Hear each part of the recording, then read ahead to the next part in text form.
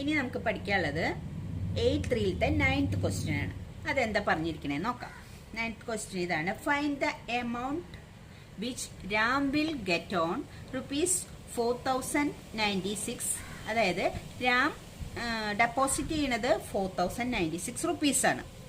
എത്ര രൂപയാണ് രാമിന് കിട്ടുക എന്നാണ് ചോദിച്ചിട്ടുള്ളത്. അപ്പൊ എത്ര കാലം കഴിഞ്ഞിട്ടാണ്? If he gave it for 18 മന്തിലേക്കാണ് അത് ഡെപ്പോസിറ്റ് ചെയ്യുന്നത്. അറ്റ് 12.5%. 12.5%ലാണ് പെർ ആനം ആണ് ഡെപ്പോസിറ്റ് ചെയ്യുന്നത്. ഈ ഇൻട്രസ്റ്റ് കോമ്പൗണ്ടഡ് ഹാഫ് ഇയർലി, അവിടെ ഇൻട്രസ്റ്റ് കോമ്പൗണ്ട് ചെയ്യുന്നത് ഹാഫ് ഇയർലി ആണ്. അപ്പൊ എന്തൊക്കെ പറഞ്ഞിട്ടുണ്ട്? 4096 റുപ്പീസ് ഡെപ്പോസിറ്റ് ചെയ്യുന്നുണ്ട്.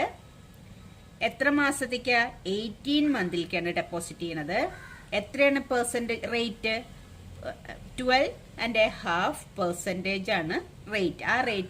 ആ റേറ്റിലാണ് ഡെപ്പോസിറ്റ് ചെയ്യുന്നത്. പെർ ആനം ആണ് ഡെപ്പോസിറ്റ്. ഇത് ഈ പെർസെന്റേജ് പെർ ആനം ആണ്. പക്ഷെ ഇവിടെ ഇൻട്രസ്റ്റ് കോമ്പൗണ്ട് ചെയ്യുന്നത് ഹാഫ് ഇയർലി ആണ്. അപ്പൊ ഇതും വ്യത്യാസം വരും. ഈ മന്തിന്റെ ഇതും നമ്മൾ വ്യത്യാസത്തിൽ എടുക്കണം. അപ്പൊ നമുക്ക് എഴുതാം. അതിവിടെ പി എത്രയാ? പി എന്ന് പറഞ്ഞാൽ നമ്മൾ ഡെപ്പോസിറ്റ് ചെയ്യുന്ന amount. P is equal to 4096. P 4096. ഇനി നമുക്ക് റേറ്റ് എഴുതണം. റേറ്റ് എത്രയാ? 12.5% പെർ ആനം. ഒരു പെർ ആനം ആണ് 12.5%. അത് ഇത് മിക്സഡ് ഫ്രാക്ഷൻ ആണ്. ഇതിനെ ഫ്രാക്ഷൻ ആക്കുമ്പോൾ നമ്മൾ എങ്ങനെ ചെയ്യാത്? 12 × 2 എന്ന് പറഞ്ഞാൽ 24 + 1 എന്ന് പറഞ്ഞാൽ 25.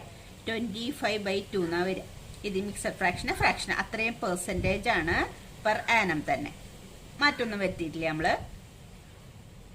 ഇനി നമ്മൾക്ക് ഈ റേറ്റ് ഇവിടെ കോമ്പൗണ്ടഡ് ഹാഫ് ഇയർലി ആണ്. അപ്പൊ ഈ പെർസെന്റേജ് പെർ ആനം എന്നുള്ളത് പെർസെന്റേജ് പെർ ഹാഫ് ഇയർ ആക്കണം. അപ്പൊ എന്ത് ചെയ്യണം? ഇതിനെ ഡിവൈഡഡ് ബൈ 2 അല്ലെങ്കിൽ ഹാഫ് കൊണ്ട് മൾട്ടിപ്ലൈ ചെയ്യണം. ഇതിന്റെ ഹാഫ് കാണണം. ഹാഫ് കാണാൻ വേണ്ടിയിട്ട് ഹാഫ് ഇൻറ്റു 25/2. 25/2ന്റെ ഹാഫ് കാണണം. അപ്പൊ പെർ ഹാഫ് ഇയർ ആയി. Per half year. അപ്പൊ എത്രയാ കിട്ടിയേ? 1 × 25 എന്ന് പറഞ്ഞാൽ 25. 2 × 2 എന്ന് പറഞ്ഞാൽ 4. 25/4 പെർ ഹാഫ് ഇയർ ആയി. അപ്പൊ പെർ ആനത്തിന് നമ്മളിവിടെ കോമ്പൗണ്ടഡ് ഹാഫ് ഇയർലി ആയതുകൊണ്ട് പെർ ഹാഫ് ഇയർ ആക്കി മാറ്റണം. റേറ്റ് മാറ്റിയ പോലെ ഇനി എന്നും മാറ്റണം. ഇവിടെ എൻ എത്രയാ തന്നിട്ടുള്ളത്? n is equal to 18 months എന്നാ തന്നിട്ടുള്ളത്. n 18 month ആണെന്നാ തന്നിട്ടുള്ളത്. അത് ഹാഫ് ഇയർ ആക്കണം. ഹാഫ് ഇയർ എന്ന് പറഞ്ഞാൽ ഇത് ഇയറിൽ തന്നാലും മന്തിൽ തന്നാലും നമ്മൾ ഹാഫ് ഇയറിലേക്ക് ആക്കി മാറ്റണത്. അപ്പൊ എത്ര മന്ത് ആണ് ഒരു ഹാഫ് ഇയർ? 6 month ആണ് ഒരു ഹാഫ് ഇയർ. ഹാഫ് ഇയർ എന്ന് പറഞ്ഞാൽ 6 month ആണ്. അപ്പൊ ഇത് എത്ര ഹാഫ് ഇയർ ഉണ്ട് എന്ന് അറിയാൻ വേണ്ടിയിട്ട് ഈ 16 മന്തിനെ 6 കൊണ്ടും ഡിവൈഡ് ചെയ്യണം. 16 അല്ല, 18/6. 18/6 ഹാഫ് ഇയർ ആവും. അപ്പൊ 18 മന്ത് എന്ന് പറയുന്നത് എത്ര ഹാഫ് ഇയർ ആണെന്ന് അറിയാൻ വേണ്ടിയിട്ട് 6 month ആണ് ഒരു ഹാഫ് ഇയർ. അപ്പൊ ഈ കിട്ടിയ 18 മന്ത് എത്ര ഹാഫ് ഇയർ ആണെന്ന് അറിയാം. 18നെ 6 കൊണ്ട് ഡിവൈഡ് ചെയ്താൽ 3 ആ കിട്ടുക. 3 ഹാഫ് ഇയർ. അല്ലെങ്കിൽ നമുക്ക് 18 മന്ത് എന്ന് പറഞ്ഞാൽ എത്രയാ? 1.5 ഇയർ വരും. 18 മന്ത് എന്ന് പറഞ്ഞാല് ഒരു ഇയറിൽ 12 പിന്നെ ഒരു 6 1.5 ഇയർ വരും. 1.5 ഇയർ എന്ന് പറഞ്ഞാൽ 3 ഹാഫ് ഇയർ ആണ്. 1.5 ഇയർ അത് 3 ഹാഫ് ഇയർ. അതുപോലെ ഒരു ഹാഫ് ഇയർ എന്ന് പറയുന്നത് 6 month ആണ്. ഇവിടെ തന്നിരിക്കുന്നത് 18 month ആണ്. അപ്പോൾ 18നെ 6 കൊണ്ട് ഡിവൈഡ് ചെയ്യണം. അപ്പൊ എത്ര ഹാഫ് ഇയർ ഉണ്ട് 18ൽ എന്ന് മനസ്സിലാവും. അപ്പൊ 3 ഹാഫ് ഇയർ ഉണ്ട്. 18 month എന്ന് പറഞ്ഞാൽ 3 ഹാഫ് ഇയർ. 6 month കൂടിയതാണ് 18. അപ്പൊ n is equal to 3 എന്ന് കിട്ടി. ഇനി നമുക്ക് എമൗണ്ട് കാണാനുള്ള ഫോർമുല എന്താ? a is equal to p into 1 plus r/100 all raised to n. അതിലേക്ക് കിട്ടിയ വാല്യൂ സബ്സ്റ്റിറ്റ്യൂട്ട് ചെയ്യാം. ആറിന്റെ വാല്യൂ ഇത്, പിയുടെ വാല്യൂ ഇത്, പിന്നെ എന്നിന്റെ വാല്യൂ ഇത്. അത് നമുക്ക് സബ്സ്റ്റിറ്റ്യൂട്ട് ചെയ്യാം. അപ്പൊ ഈക്വൽ ടു 4096 പി, പിന്നെ 1 plus r എത്രയാ? r എന്ന് പറയുന്നത് 25/4 ആണ്.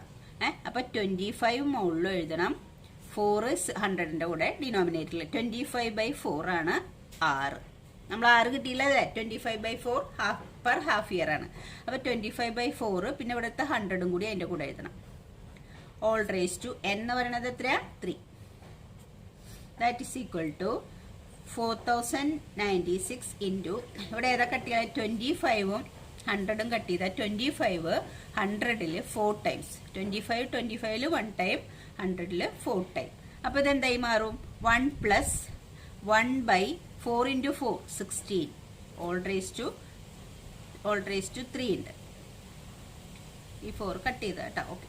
ഈക്വൽ ടു 4096 ഇൻറ്റു ഈ 16 നമ്മൾ LCM കാണും. അപ്പോൾ ഇത് 16 ആവും. 16 പ്ലസ് 1 16+1/16 ആവും LCM കാണുമ്പോൾ. നമ്മൾ ഇത്രയും കുറേ പ്രോബ്ലം ചെയ്തതാണ്. അപ്പോൾ ഈ 16 ഇതുകൊണ്ട് മൾട്ടിപ്ലൈ ചെയ്യുമ്പോൾ 16+1/16 all raise to 4. That is equal to 4096 into 17/16 all raise to 4 അല്ല 3. 4 ഇവിടെ 3 ആണ്. All raise to 3 equal to അപ്പോൾ എത്ര കിട്ടുക? 4000 അടിയിൽ എഴുതാം. ഈക്വൽ ടു 4096 ഇൻറ്റു 17/16 3 ടൈംസ് എഴുതണം. 17/16 ഇൻറ്റു 17/16 ഇൻറ്റു 17/16 ഇതാണ് കിട്ടുക. 3 പ്രാവശ്യം 17/16 എഴുതാം. ഇനി നമുക്ക് ഏതാ കട്ട് ചെയ്യുക? ഈ 16ഉം ഇതും കൂടി കട്ട് ചെയ്ത് പോകും. അപ്പോൾ 256 ആവും. 16 ഈ 16ൽ 1 ടൈം, 496ൽ 16 256 ടൈംസ് പോകും. ഇനി അടുത്തത് വീണ്ടും അടുത്ത 16ഉം 256ഉം കട്ട് ചെയ്തു. 256 എന്ന് പറഞ്ഞാൽ 16 സ്ക്വയർ ആണ്. അപ്പോൾ ഇതും കൂടി കട്ട് ചെയ്യുമ്പോൾ 16 കിട്ടും. അപ്പോൾ വീണ്ടും ഈ 16ഉം കട്ട് ചെയ്തു. അപ്പോൾ ഇവിടെയൊക്കെ 1 വരും. അപ്പം പിന്നെ എന്തേ ഉള്ളൂ ഇവിടെ? എല്ലാം കട്ട് ചെയ്ത് പോകുമ്പോൾ 17 × 17 × 17. അപ്പോൾ 17 × 17 × 17 ഇതാണ് ആൻസർ വരും. 17 × 17 × 17 എന്ന് പറഞ്ഞാൽ റുപ്പീസ് നമുക്ക് എത്ര കിട്ടുക? 4913 വരിക. 4913 റുപ്പീസ് വരിക. അപ്പം നമ്മൾക്ക് അയാൾ ഡെപ്പോസിറ്റ് ചെയ്ത എമൗണ്ട് എത്രയാ? 4096 രൂപയാണ് ഡെപ്പോസിറ്റ് ചെയ്തത്. പിന്നെ നമ്മൾ ഡെപ്പോസിറ്റ് ചെയ്ത് 12.5% പെർ ആനത്തിന് ഡെപ്പോസിറ്റ് ചെയ്ത് 18 മന്തിലേക്കാണ് ഡെപ്പോസിറ്റ് ചെയ്തത്. അപ്പോൾ കാൽക്കുലേറ്റ് ചെയ്ത് അത്രയും കാലം കഴിയുമ്പോൾ എത്ര എമൗണ്ട് കിട്ടുമെന്നാണ് ചോദിച്ചിട്ടുള്ളത്. അപ്പോൾ കിട്ടുന്ന എമൗണ്ട് ആണ് ഈ എ എന്ന് പറയുന്നത്. അത് എത്രയാണ് നമുക്ക് കിട്ടിയിട്ടുള്ളത്? 4913 റുപ്പീസ്. അപ്പോൾ നമുക്ക് വേണമെങ്കിൽ അവസാനം എഴുതാം therefore the required amount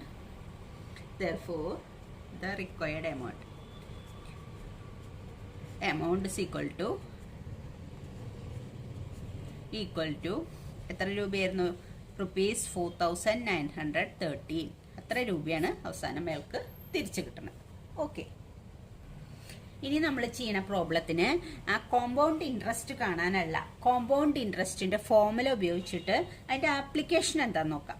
application of compound interest formula. ഇപ്പം നമ്മൾ പഠിച്ച കോമ്പൗണ്ട് ഇൻട്രസ്റ്റ് കാണാനുള്ള ഫോർമുല വേറെ കാര്യങ്ങൾക്കും അപ്ലൈ ചെയ്യാറുണ്ട്. അത് വെച്ചിട്ടുള്ള പ്രോബ്ലമാണ് ഇനി നമ്മൾ ചെയ്യാൻ പോകുന്നത്. അപ്പോൾ അതെന്തിനൊക്കെ യൂസ് ചെയ്യുക? We use compound interest formula to find increase or decrease in population.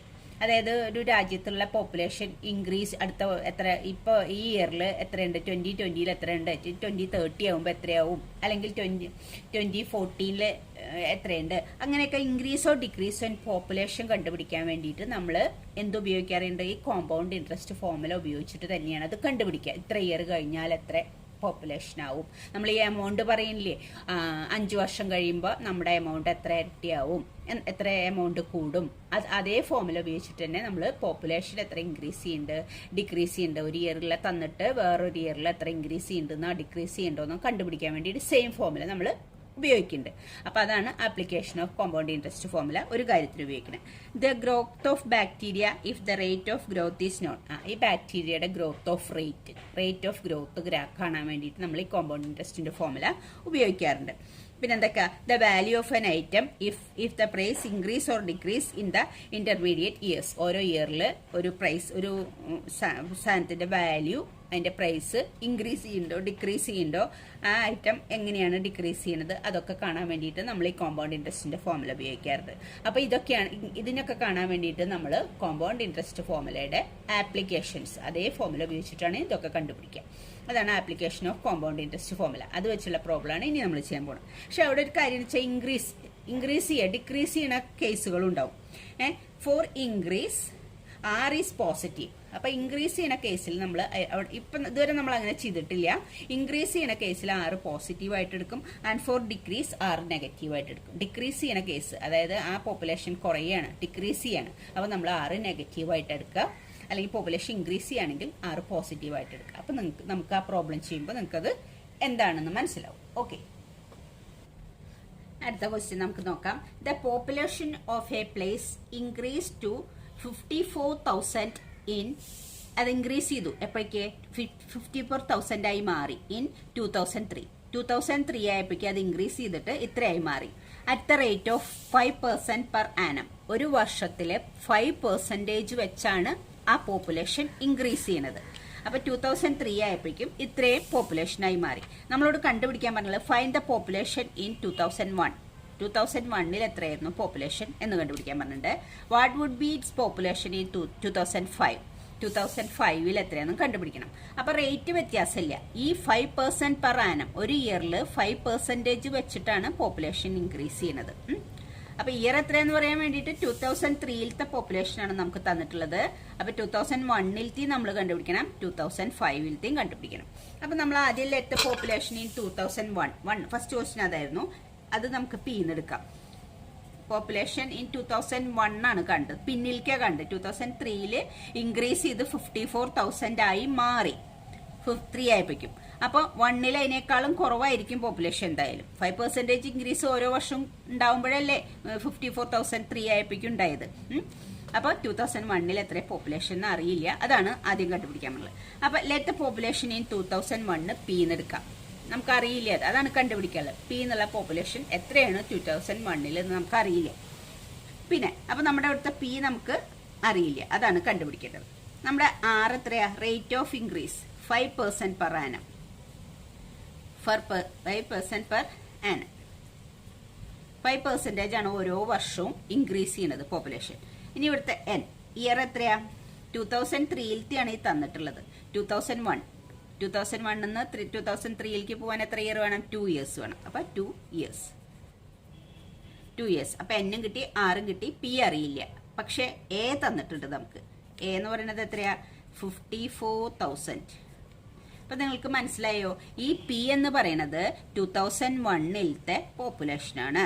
ആ 2001 പോപ്പുലേഷൻ 5% ഇൻക്രീസ് ചെയ്യുന്നുണ്ട് ഓരോ വർഷവും. അത് കഴിഞ്ഞ് 2 വർഷം കഴിഞ്ഞ് 2003 ആയപ്പോ എമൗണ്ട് എത്രയായി? എമൗണ്ട് അല്ല, ഇവിടെ പോപ്പുലേഷൻ എത്രയായി? 54,000 ആയി മാറി. അപ്പൊ ഈ പിന്നിലത്തെ ഈ പി ആണ് നമുക്ക് കണ്ടുപിടിക്കേണ്ടത്. 2 വർഷം കഴിഞ്ഞിട്ട് 2003 ആയപ്പോ ഉള്ള എമൗണ്ട് എ എന്ന് നമ്മൾ എഴുതുന്ന ഇതില്ലേ, അത് തന്നിട്ടുണ്ട്. അപ്പൊ നമ്മുടെ ഫോർമുല എങ്ങനെയാണ്? A is equal to 1 plus r/100 all raised to n.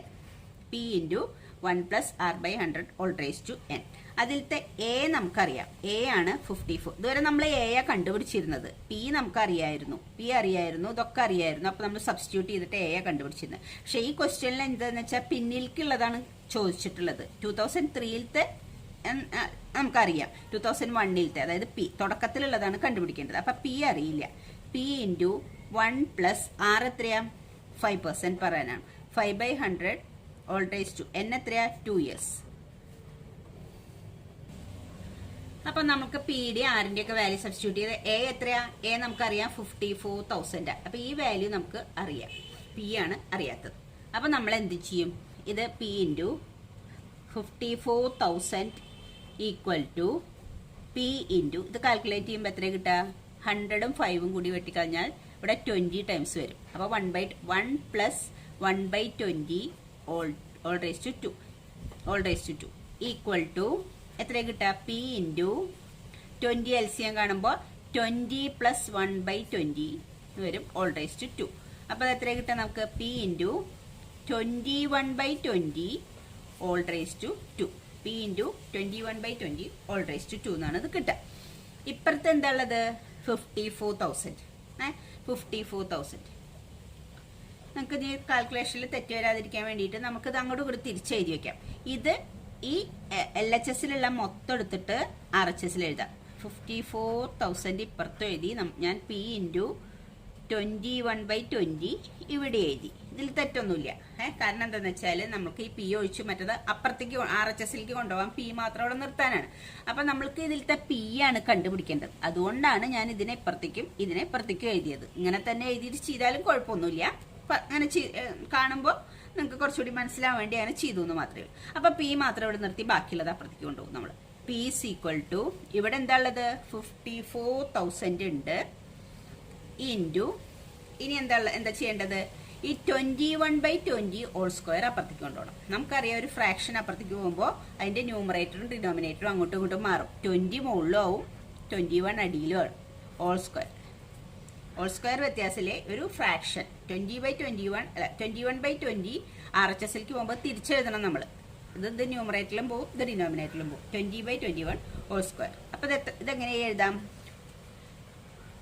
54,000 into 20/21 into 20/21. ഇവിടെ നമുക്ക് വെട്ടിക്കളയാനൊന്നുമില്ല. അപ്പൊ നമുക്ക് എന്താ ചെയ്യാൻ പറ്റുക? 54 ഇൻറ്റു 2 ഇൻറ്റു 2. അപ്പൊ എത്ര കിട്ടുക? 216. 54 ഇൻറ്റു 2 ഇൻറ്റു 2 എന്ന് പറഞ്ഞാൽ 216. ഇവിടെ 3 0 ഉണ്ട്, ഇവിടെ 2 0 ഉണ്ട്. അപ്പൊ 5 0 ഇട്ട് കൊടുക്കണം. ഇതെല്ലാം കൂടി മൾട്ടിപ്ലൈ ചെയ്യുമ്പോൾ ഇങ്ങനെ കിട്ടുക. ഡിവൈഡ് ബൈ 21 ഇൻറ്റു 21 എന്ന് പറഞ്ഞാൽ 441 എന്നാ കിട്ടുക. അപ്പൊ ഇതിനെ ഇതുകൊണ്ട് ഡിവൈഡ് ചെയ്യുമ്പോൾ നമുക്ക് കിട്ടുന്ന ആൻസർ എത്രയാ? 48,980. ഇത് ശരിക്കും 9779 അങ്ങനെ നീണ്ടു പോകുന്നുണ്ട് പോയിന്റ് ആയിട്ട്. അപ്പൊ പക്ഷെ നമ്മൾ മനുഷ്യരെ പോപ്പുലേഷൻ ഒരു 0.9 ആൾക്കാരെന്നൊന്നും പറയില്ലല്ലോ. അപ്പൊ നമുക്ക് അത് ആ 7980 ആയിട്ട് എടുത്തിട്ട് അത്രയും അപ്രോക്സിമേറ്റ്ലി എന്ന് എഴുതിയാൽ മതി. അത്രയും അപ്രോക്സിമേറ്റ്ലി. അപ്പൊ ഇത്രയും ആൾക്കാരാണ്. ഈ പി ആണ് ഇപ്പൊ നമ്മൾ കണ്ടുപിടിച്ചത്. പി എന്ന് പറയുന്നത് എന്തായിരുന്നു?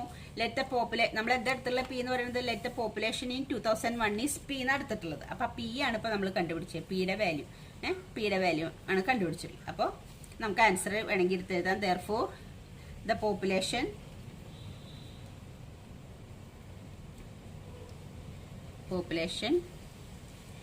in 2001 ഈക്വൽ ടു എത്രയപ്പോ 48,980. അത്രയും ആൾക്കാരായിരുന്നു അന്നുണ്ടായിരുന്നത്. അപ്പോൾ 2003 ഇത്ര ഉണ്ടായിരുന്നെങ്കിൽ 2001 ഇത്രയും ആൾക്കാരെ ഉണ്ടായിരുന്നുള്ളൂ. 5% ഓരോ വർഷം ഇൻക്രീസ് ചെയ്തിട്ടാണ് ഇത്രയായി മാറിയത്. ഇനി അടുത്ത രണ്ടാമത്തെ ക്വസ്റ്റ്യൻ എന്താ ചോദിച്ചിട്ടുള്ളത്? What would be its population 2005? ഇനി 5 കണ്ടുപിടിക്കണം. 2005 എത്ര പോപ്പുലേഷൻ ഉണ്ടായിരുന്നെന്ന് നമ്മൾ കണ്ടുപിടിക്കും. അടുത്ത ഇനി കണ്ടുപിടിക്കാനുള്ളത് നമുക്ക് പോപ്പുലേഷൻ ഇൻ 2005 ആണ്. അപ്പം നമ്മൾ മുന്നോട്ടാണ് നോക്കേണ്ടത്. ഇതിനെ മുന്നോട്ട് തന്നെയാണ് നോക്കേണ്ടത്. അപ്പൊ പി എൽ എമൗണ്ട് തന്നെയാണ് കണ്ടുപിടിക്കേണ്ടത്. അപ്പൊ 2003 പോപ്പുലേഷൻ പി ആയിട്ട് എടുക്കുക, എന്നിട്ട് 5 കണ്ടുപിടിക്കുക. അപ്പൊ population in 2003 P is equal to 54,000. അപ്പൊ പി 54,000 ആണ്. റേറ്റ് എത്രയാണ് വരിക? അവിടെ റേറ്റ് 5% പെർ ആനാണ്. ഇയർ എത്രയാണ്? എൻ എസ് ഇക്വൽ ടു 2003 തന്നിട്ടുള്ളത് 2005 അപ്പൊ 2 വർഷം തന്നെയാണ്. N is equal to 2 years തന്നെയാണ്. അപ്പൊ എ കാണാനുള്ള formula A is equal to P into 1 plus R by 100 all raised to N. That is equal to P എത്രയാ? 54. ഇവിടെ പി 54,000 ആണ്. നേരത്തെ നമ്മൾ 2 വർഷം പിന്നിലത്തെ ആയിരുന്നു കണ്ടുപിടിക്കേണ്ടിയിരുന്നത്. ഇവിടെ 2 വർഷം മുന്നിലേക്കാണ്. അപ്പൊ ഇവിടെ പി ഇതാണ്. റേറ്റ് ആകുമ്പോൾ കൂടുക ചെയ്യാം. അപ്പൊ into 1 plus 5/100 all raised to 2. That is equal to 54,000 into ഇത് എത്ര പറയുക? കട്ട് ചെയ്യുമ്പോൾ 20.